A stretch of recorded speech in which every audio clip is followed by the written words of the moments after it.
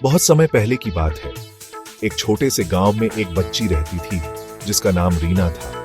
रीना बहुत ही प्यारी और नेक दिल की लड़की थी। एक दिन गांव में एक व्यापारी आया जो कई तरह की चीजें बेचता था।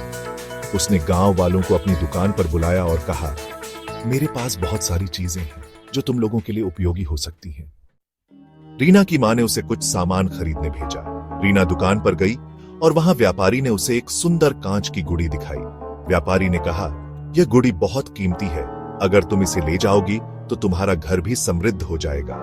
रीना ने सोचा, यह बहुत सुंदर है, लेकिन मैं इसे खरीदने के लिए पैसे नहीं ला पाई।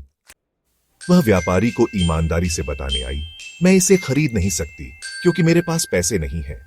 व्यापारी हक्का बक्का होकर बोला, तुम क्या कह रही हो? तुम यह सामान मुफ्त में ले सकती हो। रीना ने उस कांच की गुड़ी को लेकर घर लौटने का फैसला किया, लेकिन जैसे ही वह रास्ते में चल रही थी, उसे एक बुजुर्ग महिला मिली। उस महिला ने रीना से पूछा, क्या तुमने सच कहा था? रीना ने जवाब दिया, हाँ, मैंने सच कहा था। बुजुर्ग महिला ने कहा, तुम्हारा ईमानदारी और सच्चाई तुम्हारी सबसे बड़ी ताकत है, यही तुम्हारा असली धन है। रीना घर लौटी और अपनी मां को सब कुछ बताया। उसकी मां ने उसे गले लगाते हुए कहा, तुम्हारे ईमान और सच्चाई पर मुझे गर्व है। सच्चाई सबसे बड़ी ताकत है और जीवन में यह कभी नहीं हारती। इस कहानी से हमें यह शिक्षा मिलती है कि सच्चाई और ईमानदारी की ताकत सबसे बड़ी होती है। सच्चाई हमेशा हमें सफलता की ओर ले जाती है, चाहे किसी भी परिस्थिति में हम हों।